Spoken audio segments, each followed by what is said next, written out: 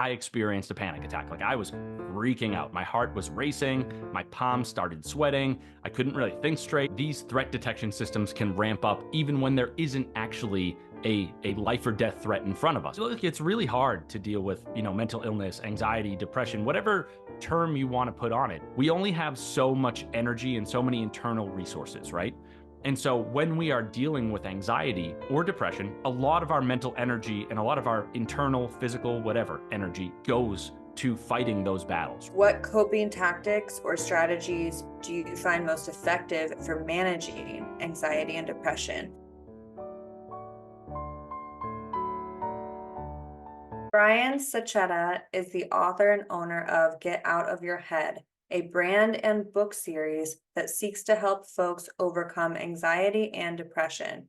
By trade, Brian is a software developer. He combines his experiences in the tech world with previous mental health battles to draw parallels between computer systems and the human mind and give readers practical strategies for evading their own psychological demons.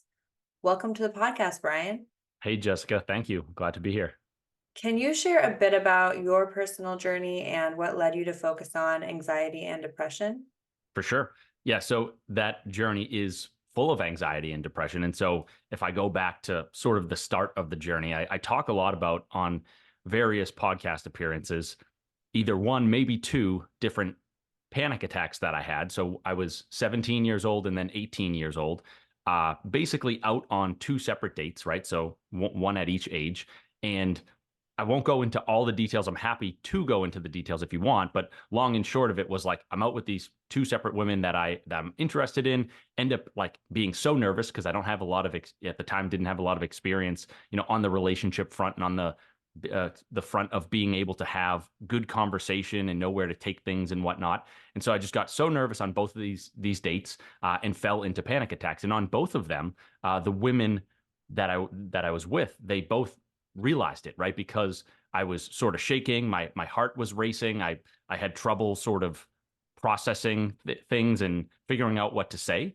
And so both of them called me out on it. And I guess in the second situation, it was a little bit more of a call out. It was like this girl that I had been seeing had been drinking a little bit and started yelling at me and calling me names and running away and all that. And so both of those experiences, at the time, I would say that they were on the spectrum. They weren't like capital T traumatic, but they were on the spectrum of trauma, right? Like little T trauma, where at the time, 17-year-old boy, 18-year-old boy, I was humiliated. I was embarrassed. I had no idea at the time what I was even dealing with, right? I all I knew was I was dealing with nervousness, right? In these situations, I was really, really nervous. I didn't have the lexicon of like, this is anxiety, this is a panic attack, these are the tactics to use to deal with anxiety, right? And so those two episodes became almost like a wake up call or a punch in the face, right? And they were like, listen, something is going on here. And as much as you want to push this down, ignore it and not deal with it, like you can't keep doing that, right? Because if we're being honest, this is going to keep cropping up. It's in your mind all the time. You're thinking about panic attacks and anxiety and how are you going to be around, people that you like romantically? How are you going to get through those situations? And so it was something of, the start of the journey in me looking at the situation, being honest and being like, okay, I kind of need help here and I need to be able to work through these situations in the future. So that was, I guess, the call to action, the call to adventure, if you will, and told me, for lack of a better word, just, okay, like you got to go figure out how to deal with this stuff. So that basically pulled me into, reading different books, listening to books on tape and going to a therapist and stuff like that, just starting the journey and trying to figure out for myself, how do I deal with this stuff moving forward? I'll skip some of the other stuff because I don't want to be too long in this answer, but along the way, I guess the next 10 years as well, a lot of anxiety in there, some depression in there as well. And there was a certain point at which I made progress with the anxiety. I guess it was probably when I was like 25, so 7 to 8 years after the initial panic attacks, I made a lot of progress and I felt like I had a handle on some of the mental health stuff where that felt really good, right? Because if you're struggling and suffering every day, and then all of a sudden you're like, okay, I'm still struggling a tiny bit, but I have made a lot of progress. That makes you feel really good. And so that feeling pushed me to say, look, I now have a lot of information at my disposal. I have a lot of tactics that I use in my everyday life. And I know that other people still suffer with this stuff. So I don't know. It just felt right to take the information I had, synthesize it down, and try to distribute that information in the form of a book, blog posts, going on podcasts, and stuff like that. Okay, so that brings us to Get Out of Your Head. How did Get Out of Your Head come into existence? What inspired you to start this initiative? Yeah, so that though the answer to that question and the answer to the first question are kind of one and the same. So when I had said like, that the call to action, the call to adventure, and then also 7 or 8 years later, feeling like I wanted to synthesize down the information that I had gleaned and put that into some form of content, the first manifestation of that was my first book. So that was the book about anxiety, which is called Get Out of Your Head, a toolkit for living with and overcoming anxiety. I guess at first, right, it was like I was not a content creator. I wasn't an author. I didn't have too much experience in this field. I guess I'll put my hand up and say I had zero experience in this field. And so I was like, well, I'm going to write a book. I have no idea how to do it, but I'll read some blog posts and I'll talk to some friends or people in my networks that have published books, and I'll just try to make the biggest impact that I can. But I also, like, if I'm being totally honest, like I was really focused at that time on helping the smallest amount of people possible, in the sense of like I was working at a job that I didn't enjoy. And I showed up there every day, and I wouldn't say that it was soul sucking. It just wasn't the right fit, right? And if you do that every day and you're like, I really don't enjoy this, and your job becomes 40, 50, 60 hours a week, that's a good chunk of your life, right? And so in one way or another, I think you can find yourself in that situation and turn around and say, if I'm here 50 hours a week and I don't enjoy this, to a degree, I don't enjoy my life, right? And so the book became not only an outlet for my emotions and my anxiety and my depression and my struggles in general, but it also became an outlet for like a way of dealing with my job. And I said to myself, look, I have absolutely no meaning and no purpose at my job, but if I can put this book out there and I can hear from one person and they can say to me, I read this and it really helped me on the anxiety front, then in a way, I will feel like my job is done. And also in a way, I will feel as though I have gained meaning and purpose and I have helped people, right? So that was kind of the inspiration there. And yeah, I guess I'll kind of pause because that's kind of the end of that question and answer. It's so great when we can learn from our experiences and then kind of create something to help the past version of ourselves, because so many other people are going to be, one step or 5 steps behind where we are currently. And if we can help them just a little bit, not struggle as much as we were, like, that's what it's about, right? It certainly is. And I always like to be like I try to be as honest as humanly possible on these shows and just in general, right? Because it's like if you're not being honest, like who are you serving and who are you helping? And I always put my hand up and I'm like, yes, I have made a lot of progress with these conditions and I have been able to help my past self and my current self. At the same time, right? There are still days where I feel anxious. There are still days where I, experience depression. I think the main thing that I can look at is I can say that, at the age of 18, I was anxious almost every single hour of the day, right? And now it's like, okay, maybe I'm anxious for like an hour a week. Maybe I feel depressed like once in a blue moon. And that is progress, right? And the reason why I say that sort of thing is I want readers to know that this isn't some like, oh, everything's going to be perfect, you're going to be amazing and all that, because what really happens when that is the message is they don't make progress and then they look at themselves and they're like, I'm a total failure. This is never going to work. And I feel even worse than I did when I started this. So I just want people to know, right? It's like, it's not to look at it in a negative light and say, oh, well, Brian still deals with anxiety from time to time. Like what's the point? It's more to say you're going to make progress, but you're also going to stumble a little bit along the way. And that is totally fine. In fact, that's actually part of the journey. And it's not something to feel bad about. It's sort of an indication that you're learning and that you're trying and that you're moving forward.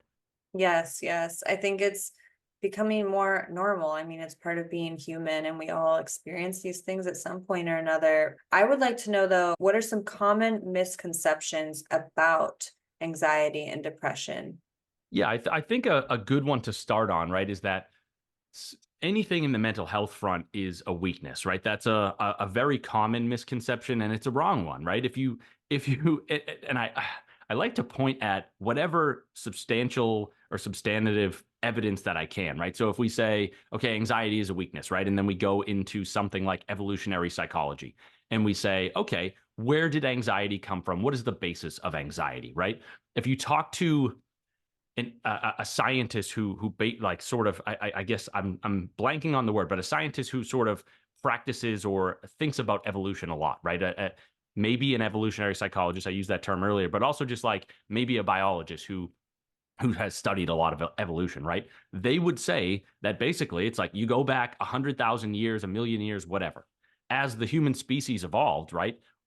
We needed to avoid dangerous situations. And so our nervous systems evolved to keep us out of those dangerous situations. And how do they do that, right? It's by virtue of the sympathetic nervous system, the fight or flight nervous system. So that's like the part of our nervous system that revs up and makes us feel either on edge or a little bit scared when there is something that feels threatening. So either there's literally something in front of us, like a hungry bear or something, or there is just something on our calendars or in our minds that scares us. And so going back to the evolution piece, right? It's like, okay, 100,000 years ago, a million years ago, our brains figured out that if they found themselves, or if we found ourselves in these scary, threatening situations, it was advantageous to rev up the sympathetic nervous system because it could allow us, to send blood to our extremities and push us away from the danger, right? In the sense that, like, if our heart is racing and the blood is pumping and we are scared and we're not like critically thinking the situation, it's almost like this instinct, right? Where we're like, okay, I'm in front of a hungry bear. And I guess maybe excuse my example because sometimes they say, don't run from bears. That might not be the right strategy. But let's just say there's like a dog in front of us, right? And maybe the strategy is a little bit different there. Or even just, you're warring with a fellow tribes person or something like that, right? It's like, okay, this is a scary situation that may threaten my life.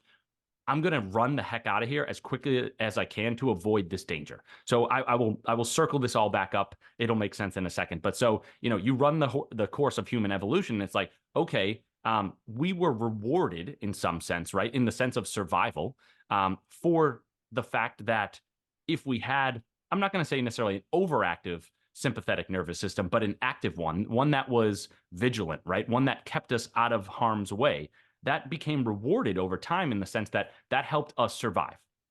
So you now get back to modern times and you say, we evolved in that fashion, and yet we still have these mechanisms inside of us. So we still have a sympathetic nervous system, and we still have a brain that is running these threat detection algorithms all the time, right? The difficulty, though, is that in modern times, we don't face a lot of bears, right? We don't face a lot of wolves. We face metaphorical bears. We face hypothetical wolves on the calendar that exist in our mind and exist in the future. And so the scary thing, right, is that we can, like, even though we don't face the bears and we don't face the wolves, we still like our bodies still run these patterns, and that can make us feel anxious because there's no threat to actually run away from right now. And so why I say all of this is when people say, oh, anxiety is a weakness, depression is a weakness, mental health is a weakness, it's like, I know I'm talking specifically about anxiety here, but it's literally the opposite of a weakness, right? It is a mechanism that evolved over time. And maybe it's an outdated mechanism. You could maybe argue that. But it's a mechanism that evolved over time to keep us alive. And I would not say that that definition of a mechanism that evolved over time to keep us alive and weakness are synonymous with one another, right? In fact, I would say it's something of a strength. It is certainly a one that causes us a lot of frustration, right? Because of the fact that we're not dealing with those real live wolves and bears every day. But it is still something that if we got ourselves into a situation where there was a true threat in front of us, that thing could very well save our life. And that is not a weakness, right? So let me pause there because that's a long-winded answer on that one. But that is one very common misconception and just one example of a way that we could sort of debunk the notion of it being a weakness. Ooh, I love this breakdown so much. And now I want to go back to your 17, 18-year-old self and dissect what you think was going on mentally in that situation, because you were on dates and you obviously your life was not threatened. I don't think that you had that feeling in that situation. So what do you think was going on there?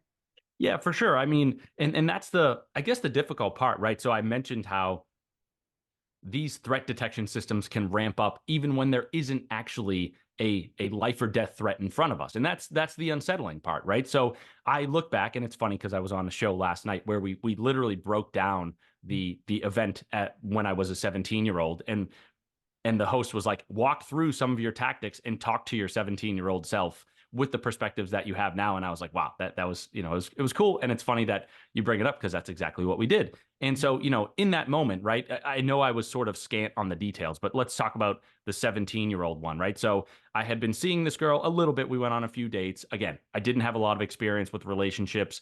I was not a good communicator. I didn't know how to, like, flirt and like talk about the relationship itself in a healthy way and sort of like, make things fun and all that. I was really just like, I like this girl. I want things to go well. And I didn't know what I was doing. Right. And so her and I had gone on a few dates. And I'm not saying that I necessarily know what I'm doing now, but maybe a little bit more than I did back then. And we went on a few dates. And then slowly but surely, I was kind of like, oh, I'm getting the vibe that like she's pulling away. This is not really going the way that I wanted to for one reason or another, right? Maybe, and this will be a bit of a throwback. It's like maybe she's not responding to my AIM messages. Maybe just kind of see her at school and like, getting cold shoulder vibes or whatever, right? So I was trying my best to stay optimistic and be like, maybe this will work out because I really like this girl and yada yada. And so I would keep like texting her or sending her, AIM messages once in a while, but I backed off a little bit because I was like, I'm reading between the lines here. I don't know. And eventually, maybe like a month later, she's like, hey, you know what? I will go out to dinner. Like, let's go out. And so I'm like, this is great. Maybe things might actually turn around here. So we go out to dinner. We come back. We're at my parents' house watching a movie. And all these thoughts are running through my head where I'm like, okay, one, I want to ask her or broach the subject of like what has been going on. Where is this relationship maybe going? Does she like me? Does she not like me? Whatever.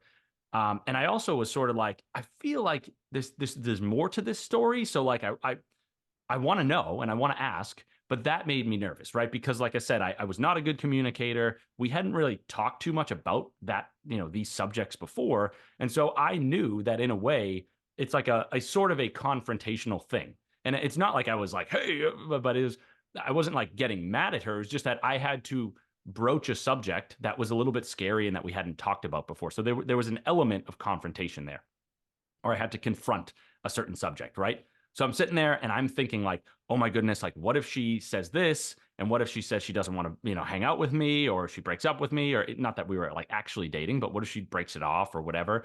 And so we're watching this movie and my mind and my thoughts are just spiraling, right? And I'm like, oh goodness, if she breaks up with me, I'm going to be heartbroken. It's going to feel horrible and I'm not going to find anybody and yada, yada. So I'm going down this spiral in my mind, right? And the thing that I want to make sure that I touch upon here is like I don't look at this story and say like, oh, you were just 17 years old, it wasn't a big deal, like you were just a kid, like move on, because that like part of being, I'm not a therapist, but part of meeting somebody in the therapy space, like I'm a coach, right? And it's like if somebody comes to me with a problem, I can't minimize that problem. I have to meet them where they are emotionally. And so for 17-year-old Brian, I have to be like, look, dude, that situation was painful. And I'm not looking at it and saying it wasn't painful and that it was no big deal. But we can maybe look at it with a slightly different perspective, that and one that could be helpful in the long run. So, I'm running these thoughts through my head, and all of a sudden, I would say, like looking back, I didn't even really know it at the time. I didn't have the verbiage for it, but I experienced a panic attack. Like I was freaking out. My heart was racing. My palms started sweating. I couldn't really think straight. The advantage that I had was we're watching this movie, and as you know, when you're watching a movie, for the most part, you're not really talking the whole time, like a little bit, but the nice thing is like you're trying to pay attention to the movie. So I was able to, at least for a little while, maybe 5, 10 minutes, get away with like freaking out. I was just sitting there being like, hey, nothing's going wrong right now. I'm just watching this movie and nobody knows a thing, right? And so like 5 or 10 minutes later, I was like, I I wouldn't say that I coached myself through this panic attack because I had no idea what was going on. I was kind of more like white knuckling it. And I was saying to myself, okay, like just kind of try to relax, and maybe in 5 to 10 minutes or whatever, you will regain some composure. And I guess I would say that I did slightly. Like I regained the ability to form coherent sentences, but my heart was still racing. So I turned to her and I was like, "Hey, so," and I get a piece that I kind of misses. Even though again, I wouldn't call it confrontational, but I was awkward, right? Where I didn't really, I didn't like build up the conversation. I was like, "So, we've been doing this and doing that. I really enjoy hanging out with you, whatever." I just kind of was like, I just kind of like barfed it out, for lack of a better term, right? I turned and I was kind of just like, "Hey, so what's going on?" And like, why haven't we been seeing each other too much or whatever? And very quickly, she was just kind of like, "This is so bizarre. Like, what is this dude even doing?" And she was, I guess, to condense it down, it very quickly came out. She was like, "Okay, number one, what the heck? Number two, yeah, I'm like kind of seeing somebody else like out of town, like, right? You kind of almost got those vibes." And three, like, I can tell that you are freaking out.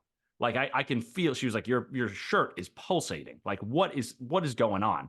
And I was humiliated. I was so embarrassed. As a 17-year-old boy, it's like, one, again, I didn't know what I was dealing with, and I didn't know how to contextualize it or how to make sense of it.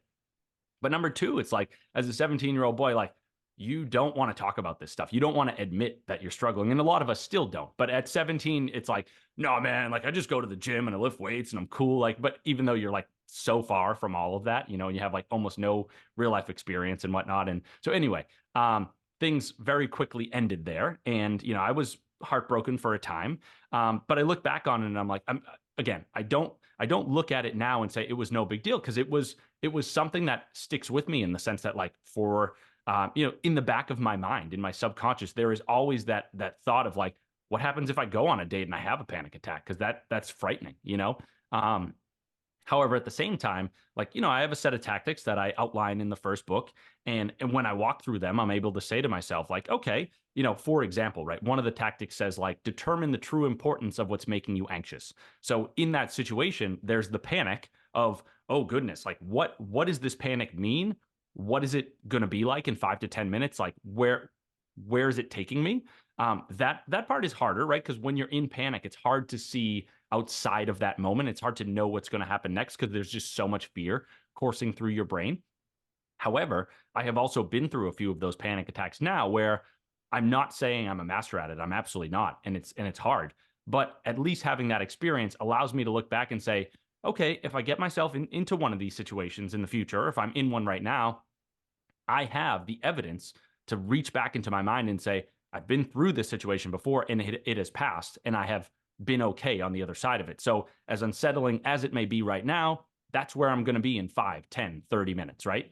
The other piece is looking at that situation and saying, yes, like, for lack of a better term, like, I guess I would just say, like, I maybe obsessed with this girl, or like I really liked her.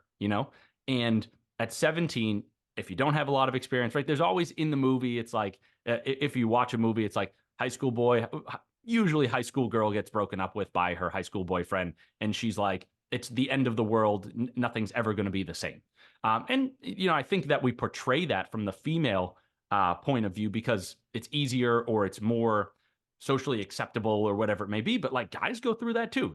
And so at that age, I was experiencing that sort of thing, where it's like, I really like this girl. If I'm being totally honest, I don't know if I really saw a future together, but like, I wanted to see one. And so I'm sitting there being like, wow, this is obviously ending, and I'm heartbroken. I look back now and I'm saying, look, it was still painful. Like, we're not taking that away from the situation. However, you get more experience, and you say to yourself, like, okay, a relationship at 17 that doesn't work out. It's painful. It's difficult. You don't want to go through that. At the same time, there's a lot of ups and downs in life. There are a lot of relationships in life, and it's like, maybe that was not the right person for you. At the same time, you keep going, you keep trying, and you will find somebody who is the right person for you. And so, being able to have some of that perspective at this age, and also, I guess, like, when I started writing the first book, allowed me to get that perspective, make more sense of things, and then also have a bit of a toolkit for making sense of things moving forward. No doubt in my mind that all the listeners can relate with this situation, having those feelings and having those racing thoughts. You started to answer my next question a bit, but I wanted to go a little bit deeper. And that is, what coping tactics or strategies do you find most effective for managing anxiety and depression? And I know you touched on basically watching your thoughts and then also looking for proof that you've survived similar situations before already. But I just want to give something maybe in the moment, tangible, like what do you do that the listeners could, kind of take? For sure. So I'm going to answer the question. I'm going to expand the question for the moment, and then I'm going to get back to the original question. And so the more expanded version of the answer is that the goal, right, is to build that quote unquote mental health toolkit with a wide range of tactics in it, and sort of, I guess another way of putting it is create a holistic approach to anxiety, to create a holistic approach to depression. And by holistic, I mean like, okay, there are different things that we can do in our lives on a high level such that we experience less anxiety and less depression overall. So some examples of those things, right? Like a key example, I'll give two, right? So one, and this is, I'm just throwing ideas out there. I'm not saying that everybody has to do these things. But so one would be to exercise a lot. There's a lot of science out there that basically shows that, being on a regular exercise plan can sort of it can help you modulate your anxiety and depression. It can help you regulate your brain chemistry. And so it's like if you're regularly going for a run, lifting weights, doing yoga, whatever it may be, you're sort of like showing up each day at a higher baseline, if you will. Another example of that, and again, I'm just throwing this out there. I would invite folks who are curious about the topic to talk to their doctor. You could potentially, go on psychiatric medication. You could be on an SSRI or something like that. That might also bring you up to a higher baseline where it's like those two examples may lead you to less of anxiety and less of depression on a regular basis, we'll say, right? Then there's also like maybe you need like I'm being kind of vague and whatever. It's like this is high level stuff, but it's like developing relationships where, when you're starting to not feel so great, you can go to those relationships and lean on people who you trust and say, this is how I'm feeling. Get your feelings out and allow yourself to not let them fester inside yourself and just kind of heal or let those emotions pass through you by virtue of trusted conversations with other people. Then there is also the low level stuff in the sense of, okay, I am going through a panic attack right now. I am in the midst of a depressive episode right now.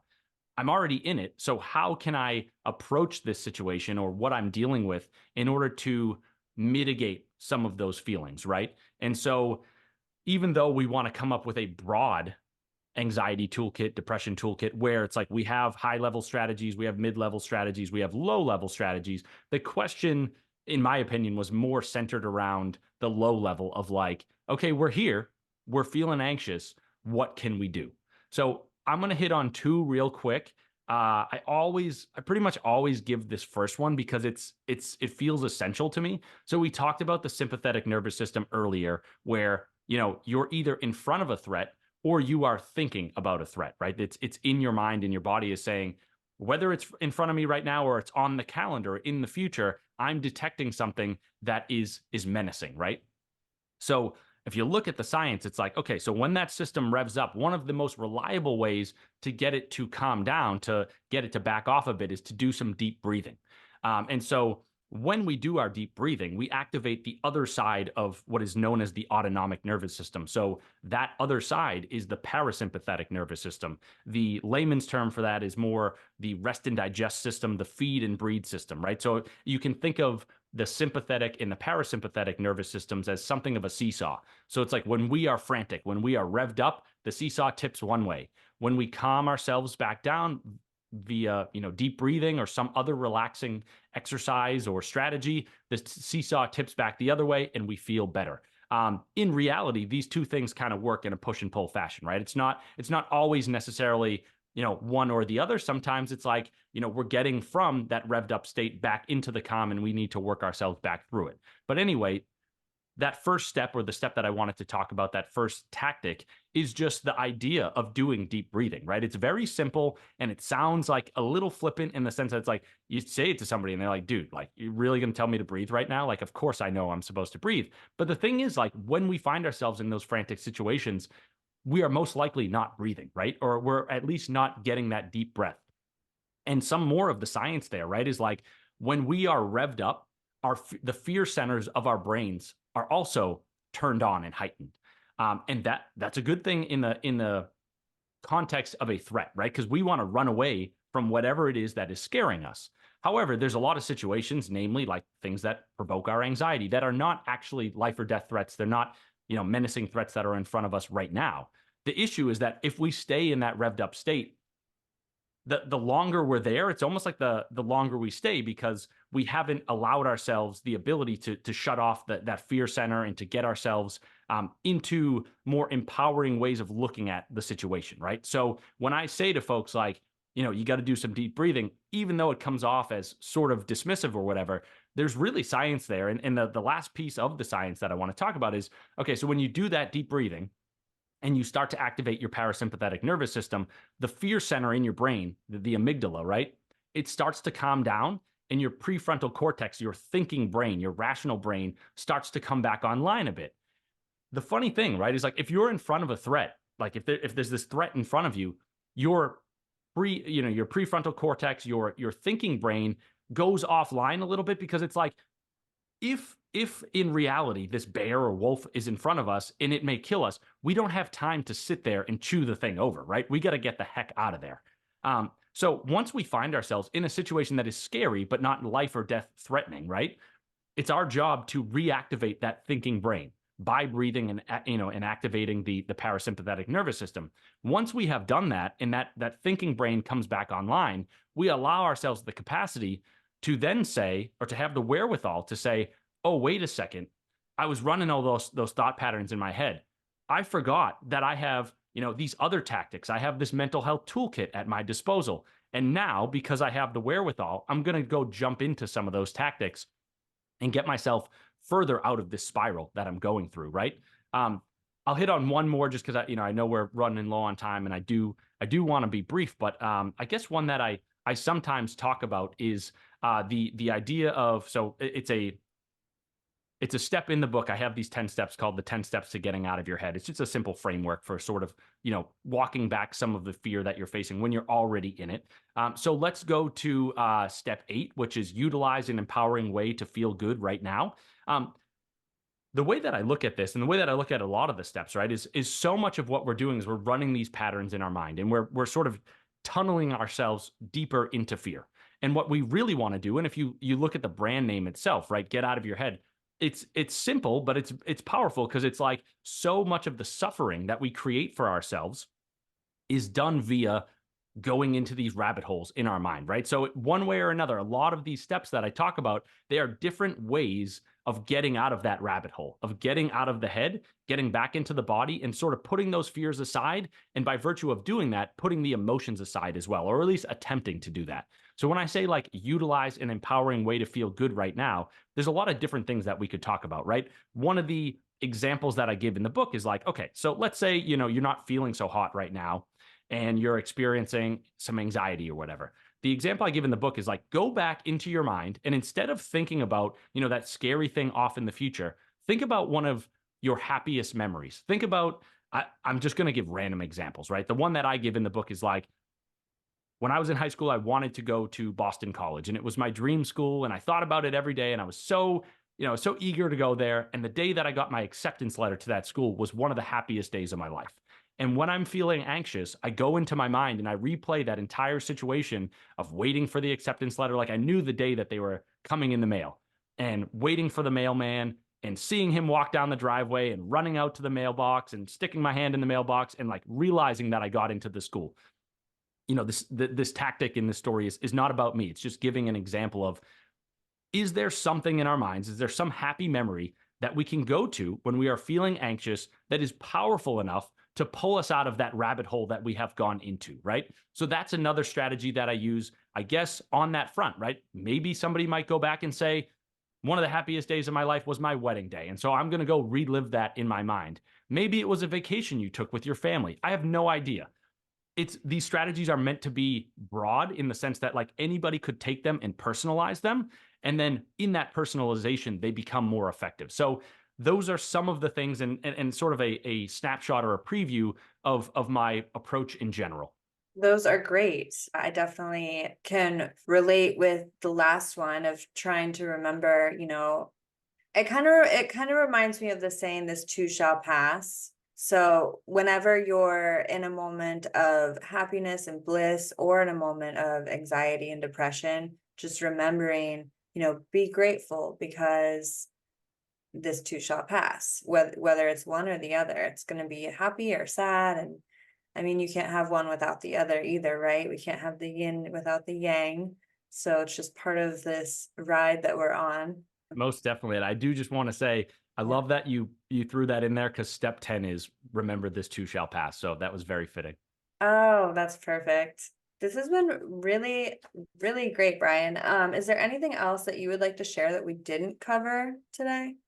Not specifically. I always leave with a message of solidarity and just telling folks like, look, it's really hard to deal with, mental illness, anxiety, depression, whatever term you want to put on it. But I think conversations like these, I hope, right, are expanding the conversation in general and letting people know that it's okay to feel that way. Um, you know, don't be afraid to get the help that you need. And also, on a person to person level, to somebody who is listening and struggling with these things, my heart absolutely goes out to you. I give you a lot of credit. It is not hard to fight through these things, but, I support you in everything that you do. And, I really hope that those who are struggling with these issues get the support and get the help that they need and find healing soon. Yes, I have one more question for you, but before I ask that one, where can people go to hear more from you? Yeah. So if you go to my website, which is getoutofyourhead.com, so that's all one word, no dashes, no spaces, just getoutofyourhead.com, you'll find like most of my content there.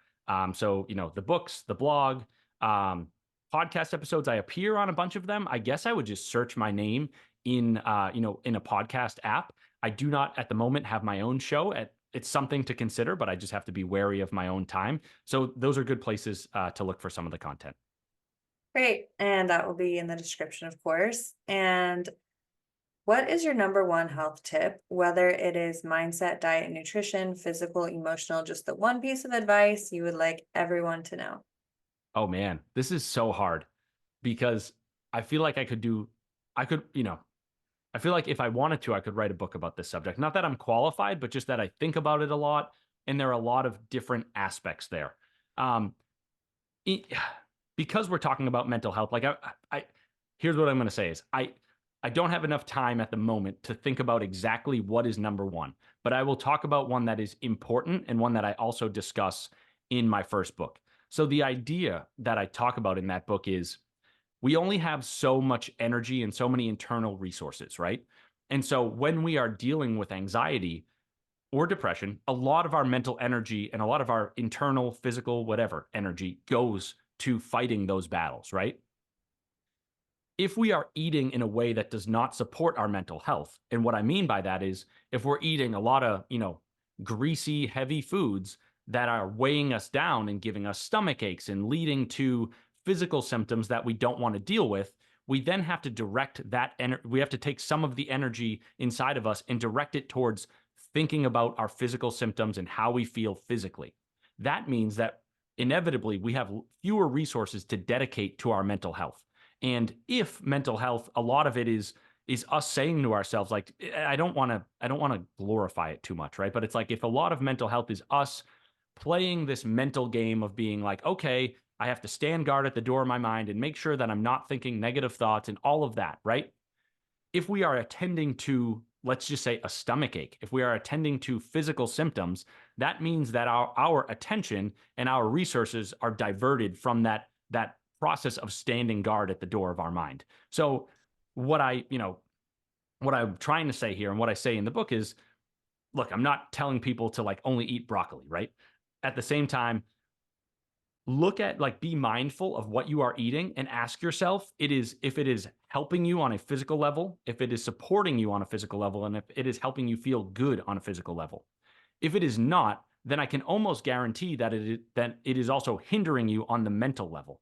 And so I guess, what I'm trying to do, right, in the book and then also in general is, if we're trying to help people change, we need to find leverage. And if they're like, hey, I'm really struggling with this anxiety stuff, I'm also struggling with my diet and I don't know how to change, it's like, I would present the idea that, hey, maybe if you, let's just say you clean up your diet a little bit, it might make you feel better physically, which then helps you feel better mentally.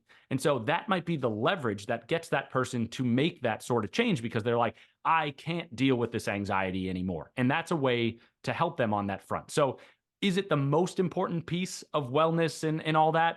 I don't know, but it goes along with the conversation, and it's just something that's on my mind. That's it. That's it for sure. It's all connected. Thank you so much, Brian. You're welcome. Thank you for having me. Absolutely. Have a great day. You too.